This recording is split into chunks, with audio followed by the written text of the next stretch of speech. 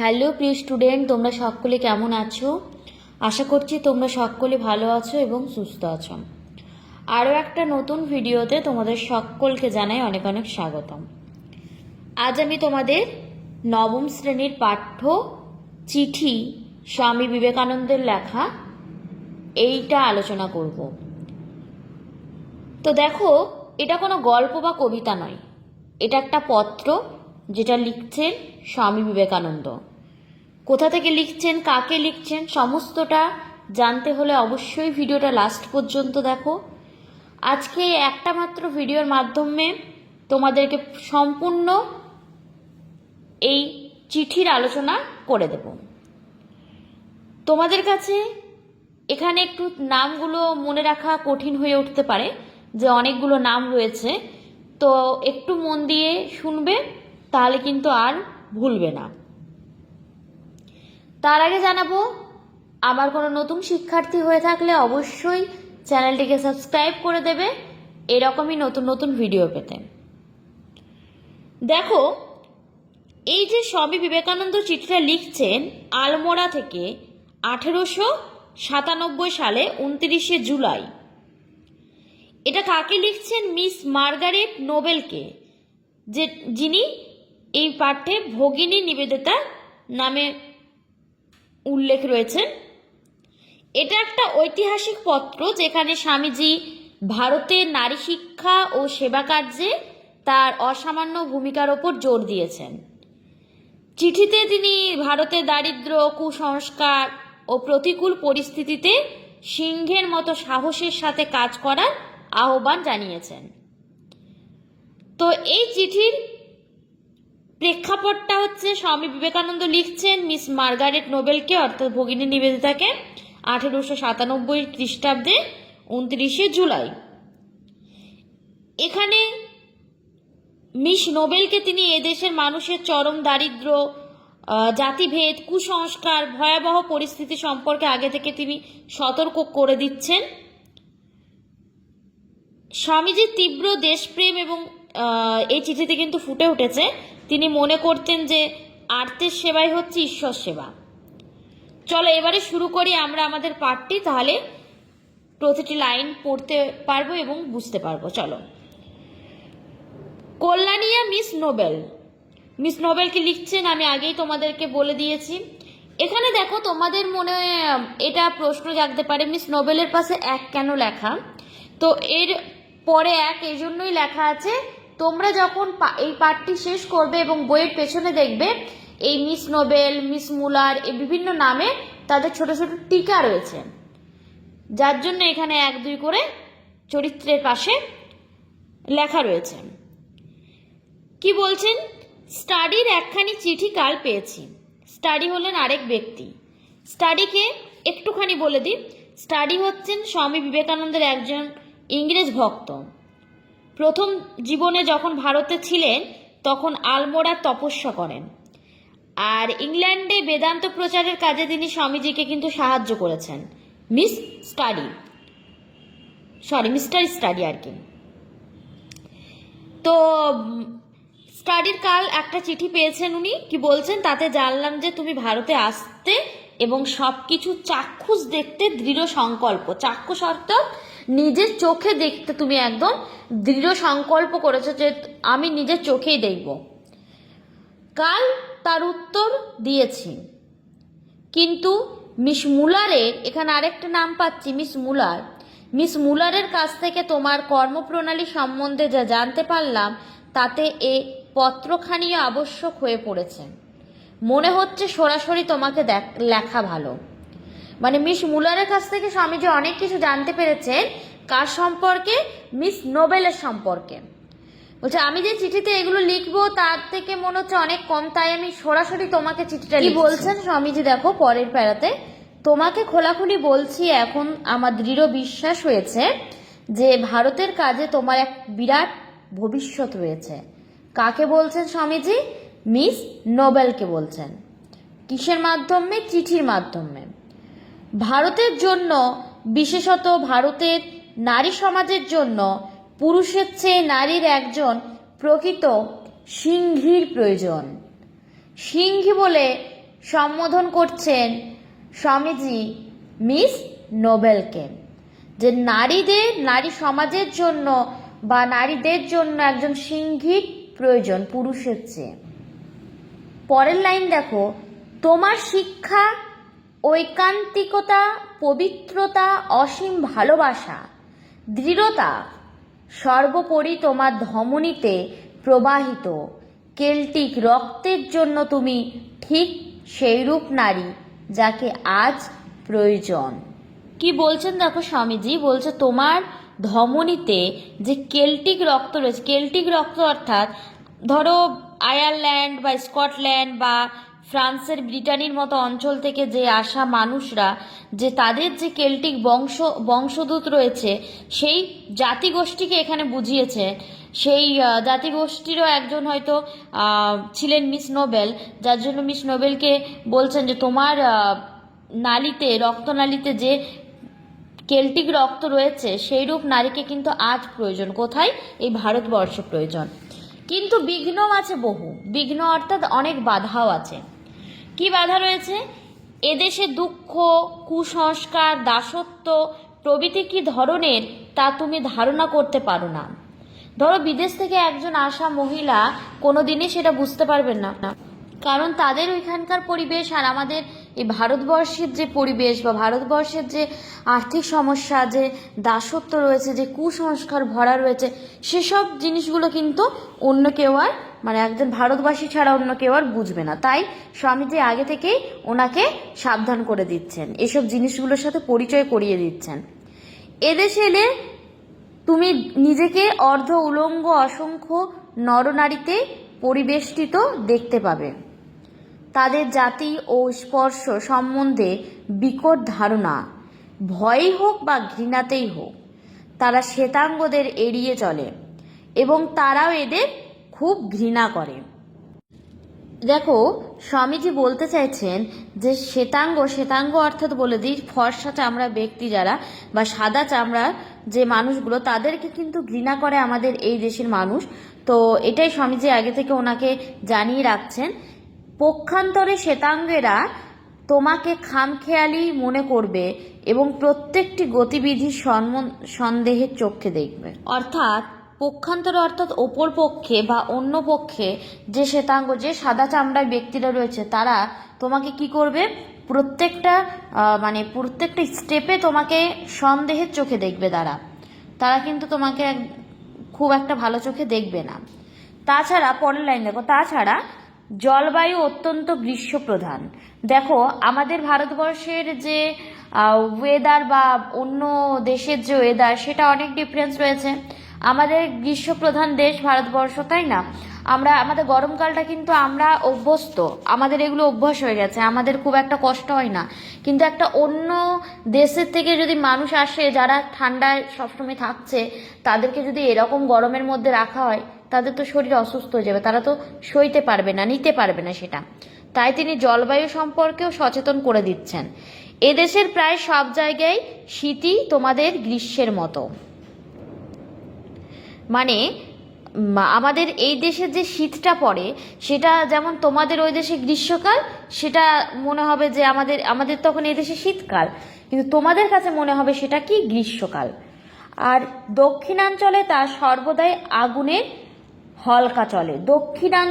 দক্ষিণাঞ্চলের যে এলাকাগুলো রয়েছে, যে জায়গাগুলো রয়েছে, তো সেখানে যেন আগুন জ্বলছে, সেরকম একটা আগুনের তাপের মতো সেখানে একটা পরিস্থিতি থাকে। মানে ওয়েদারটা এতটাই সেখানে গরম থাকে। আমাদের কাছে এমনিতেই গরম লাগে, তো ওনাদের কাছে যারা আসছেন বিদেশ থেকে, তাদের কাছে তো আরো গরম লাগবে, তাই না? তাছাড়া হয়ে গেল তার পরের প্যারা, শহরের বাইরে কোথাও ইউরোপীয় সুখ স্বাচ্ছন্দ্য কিছুমাত্র পাবার উপায় নেই। এসব সত্ত্বেও যদি তুমি কর্মে প্রবৃত্ত হতে সাহস করো, তবে অবশ্য তোমাকে শতবার স্বাগত জানাচ্ছি। মানে স্বামীজি ওনাকে আসতে বারণ করছেন না, কিন্তু আমাদের ভারতবর্ষের যে পরিস্থিতি, ভারতবর্ষের যে জলবায়ু, সব কিছু সম্পর্কে উনি ওনাকে সচেতন করে দেওয়ার চেষ্টা করেছেন। তাও বলছেন যদি তুমি এইসব শুনেও যদি তুমি চাও যে হ্যাঁ আসবো, তাহলে তোমাকে আমি স্বাগত জানাচ্ছি। সর্বত্র যেমন এখানেও তেমনই আমি কেউ নয়। তবু আমার যেটুকু প্রভাব আছে সেইটুকু দিয়ে আমি অবশ্যই তোমাকে সাহায্য করব। কে বলছেন? স্বামীজি বলছেন। কর্মে ঝাঁপ দেবার পূর্বে বিশেষভাবে চিন্তা করো এবং কাজের পরে যদি বিফল হও কিংবা কখনো কর্মে বিরক্তি আসে তবে আমার দিক থেকে নিশ্চয়ই জেনো যে আমাকে আমরণ তোমার পাশেই পাবে। তা তুমি ভারতবর্ষের জন্য কাজ করো আর নাই করো, বেদান্ত ধর্ম ত্যাগই করো আর ধরেই থাকো।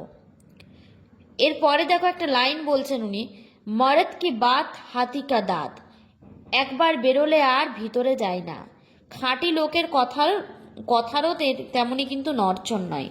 মানে একটা কথাতে আছে যে মরদ কি বাত, মানে যে পুরুষ মানুষের কথা একবার যদি, আর হাতির দাঁত মানে একবার যদি বাইরে বেরোয় পুরুষের কথাটা, মানে সেই রকম পুরুষও হতে হবে। সব পুরুষে কি সমান আছে? তাই না? তো বলছে একবার যদি কথা যেটা দিয়ে দেবে সেটা কিন্তু রাখবে, তার কিন্তু কথার নড়চড় হবে না। আবার তোমাকে একটু সাবধান করা দরকার, তোমাকে নিজের পায়ে দাঁড়াতে হবে। মিস মুলার কিংবা অন্য কারো পক্ষপুটে আশ্রয় নিলে কিন্তু চলবে না। তার নিজের ভাবে মিস মুলার চমৎকার মহিলা। তাহলে মিস মুলার আরেকটা নাম পেলাম, যিনি একজন মহিলা। কেন চমৎকার বলছেন একটু ওনার সম্পর্কে উনি বলবেন। কিন্তু দুর্ভাগ্যক্রমে এই ধারণা ছেলেবেলা থেকেই তার মাথায় ঢুকেছে যে তিনি আজন্ম নেত্রী আর দুনিয়াকে ওলটপালট করে দিতে তার টাকা ছাড়া অন্য কিছুর প্রয়োজন নেই। ওনার মাথায় এটা আছে যে টাকা থাকলে সব কিছু, টাকা ছাড়া কিন্তু আর অন্য কিছু প্রয়োজন নেই। এই মনোভাব তার অজ্ঞাত সারেই বারবার মাথা তুলেছে এবং দিন কয়েকের মধ্যেই তিনি বুঝতে পারবে যে তার সঙ্গে বনিয়ে চলা অসম্ভব। মানে মিস মুলারের সঙ্গে মানে সামঞ্জস্য রেখে চলাটা খুব টাফ একটা ব্যাপার, কারণ ওনার যে চিন্তা ভাবনা তার সঙ্গে খাপ খাওয়ানো সবার পক্ষে কিন্তু সম্ভব নয়। তার বর্তমান সংকল্প এই যে, মানে তিনি এটাই দৃঢ় প্রতিজ্ঞা দেওয়ার সংকল্প করেছেন, এই যে কি করেছেন চলো পড়ি। তিনি কলকাতায় একটি বাড়ি ভাড়া নেবেন। তোমারও নিজের জন্য এই ইউরোপে ও আমেরিকা থেকে যেসব বন্ধুদের আসার সম্ভাবনা আছে তাদেরও জন্য। এটা অবশ্য তার সহৃদয়তা ও অমিয়াকতার পরিচায়ক। মানে উনি একটা বাড়ি ভাড়া দিচ্ছেন যে এখানে ইউরোপ থেকে বা আমেরিকা থেকে যে বন্ধুরা আসবে তাদের থাকা ব্যবস্থা করবেন। এটা ওর একটা কি বলবো ভালো একটা হৃদয় রয়েছে, এটা ভালো একটা তার দিক রয়েছে, বা তার একটা কি বলবো দয়ালু মন রয়েছে যার জন্য। কিন্তু তার মঠাধ্যক্ষা সুলভ সংকল্পটি দুটি কারণে কখনো সফল হবে না। কেন? তার রুক্ষ মেজাজ এক, আর তার অদ্ভুত একটা অস্থির চিত্ততা। তার মানে মনে সবসময় একটা অস্থিরতা দেখা যাচ্ছে, চিত্ত মানে মন। তো আর রুক্ষ মেজাজের জন্য এটা কিন্তু কখনোই সম্ভব হবে না আর কি। কারো কারো কারো সঙ্গে দূর থেকে বন্ধুত্ব করাই ভালো। যে নিজের পায়ে দাঁড়াতে পারে তার সবই সুষ্ঠুভাবে সম্পন্ন হয়। অর্থাৎ স্বামীজি মিস নোবেলকে এটাই বোঝানোর চেষ্টা করলেন যে তুমি এসে ভারতবর্ষে এসে অন্য কারোর ওপর ডিপেন্ড হয়ে যেও না, তুমি নিজের পায়ে দাঁড়াবে। অন্যের কি বলবো সহৃদয়তা দেখে, অন্যের যে তোমাকে রাখছে বাড়িতে এই করছে তার জন্য ওর কথা শুনবে, এসব জিনিসটা উনি আগে থেকে বুঝিয়ে দিচ্ছেন যে করো না। পরের প্যারা চলো দেখি। মিসেস সেভিয়ার, আবার একটা নাম পেলাম সেভিয়ার, নারীকুলের রত্ন বিশেষ। এত ভালো, এত স্নেহময়ী তিনি। সেভিয়ার দম্পতি একমাত্র ইংরেজ। যারা এদেশীয় ঘৃণা করে না, এমনকি স্টাডিকেও বাদ দেওয়া চলে না। একমাত্র সেভিয়াররাই আমাদের ওপর মুরব্বিয়ানা করতে এদেশে আসেননি। অর্থাৎ এখানে স্বামীজি সেভিয়া দম্পতিকে খুব ভালো বলতে চেয়েছেন এবং বলছেন যে ওনাদের যে স্থানীয় যে ব্যক্তিদের মতো আচরণ কথাবার্তা, এটাই হচ্ছে মুরব্বিয়ানা, মানে ওই জিনিসটা ওনাদের মধ্যে নেই। ওনারা ওইগুলো দেখাতে এখানে আসেনি। কিন্তু তাদের এখনো কোনো নির্দিষ্ট কার্যপ্রণালী নেই। তুমি এলে তোমার সহকর্মী রূপে তাদের পেতে পারো। তোমার তুমি যে কাজে আসছো সেই কাজে তারও মানুষটা এসে সহকর্মী হিসেবে তুমি তাদের পেতে পারো, তাদের কোনো নির্দিষ্ট কোনো কাজ নেই, তাতে তোমারও ও তাদের উভয়েরই সুবিধা হবে। কিন্তু আসল কথা এই যে নিজের পায়ে অবশ্যই দাঁড়াতে হবে। আবার উনি বলতে চাইছেন যে ওনারাও ভালো মানুষ, ওনাদের সাথেও তুমি সাথ পাবে, তোমার মতো ব্যক্তি, তোমার মতো অন্য দেশ থেকে আসে, কিন্তু তাও তোমাকে নিজের পায়ে দাঁড়াতে হবে। কারণ ওই যে আগেই উনি বলে দিয়েছেন যে শ্বেতাঙ্গরা তোমাকে এড়িয়ে চলবে, তোমাকে খামখেয়ালি মনে করবে, প্রত্যেকটি গতিবিধি তোমাকে সন্দেহের চোখে দেখবে। আমরা অনেক আগেই পড়ে নিয়েছি এটা, কারণ তারা মেনে নিতে চাইবে না। তাই স্বামীজি চাইছেন যে উনি নিজের পায়ে এসে দাঁড়াক, অন্যের ওপর ডিপেন্ডেন্ট এটা কোনোদিনই স্বামীজি চাননি। পরের লাইন অর্থাৎ পরের প্যারা, আমেরিকার সংবাদে জানালাম যে আমার আরও দুজন বন্ধুর নাম পাচ্ছি, মিস ম্যাকলাউড আর বস্টনের মিসেস বুল। মিস ম্যাকলাউড আর মিসেস বুল, মিস ম্যাকলাউডের পুরো নাম হচ্ছে মিস জোসেফাইন ম্যাকলাউড। স্বামী বিবেকানন্দের পাশ্চাত্য দেশীয় প্রধান অনুরাগী ভক্তদের মধ্যে একজন উনি অন্যতম। তিনি সবসময় স্বামীজিকে তার কাজে সাহায্য করতেন। আর মিসেস বুলের সম্পূর্ণ নাম হচ্ছে সারা বুল, যিনি নরওয়েবাসী বিখ্যাত বেহালা বাদক মিস্টার অলিবুলের স্ত্রী, স্বামীজির একজন শিষ্য। বলছে ওই দুজন শরৎকালেই ভারত পরিভ্রমণে আসছেন। মিস ম্যাকলাউডকে তুমি লন্ডনেই দেখেছ, সেই পারি ফ্যাশনের পোশাক পরিহিতা মহিলাটি। উনি মনে করিয়ে দিতে চাইছেন যে লন্ডনে তোমার সাথে হয়তো আগে পরিচয় হয়েছে, হয়তো না, পরিচয় হয়েছে, ওই পোশাকে চিনিয়ে দিতে চাইছেন। মিসেস বুলের বয়স প্রায় 50 এবং তিনি আমেরিকার আমার বিশেষ উপকারী বন্ধু ছিলেন। তারা ইউরোপ হয়ে এদেশে আসছেন, সুতরাং আমার পরামর্শ এই যে তাদের সঙ্গে এলে তোমার পথের একঘেয়েমি দূর হতে পারে। তাহলে স্বামীজি ওনাকে দুজন সঙ্গীও করে দিচ্ছেন ওই আসার জন্য, কেননা এতটা পথ উনি আসবেন, হ্যাঁ, তাই একঘেয়েমি লাগবে। ওনারাও যেহেতু আসছেন শরৎকালে, তাই স্বামীজি ওনাদের সাথেই আসতে বলছেন আর কি। মিস্টার স্টাডির কাছ থেকে শেষ পর্যন্ত একখানা চিঠি পেয়ে সুখী হয়েছি, কিন্তু চিঠিটি বড় শুষ্ক আর প্রাণহীন।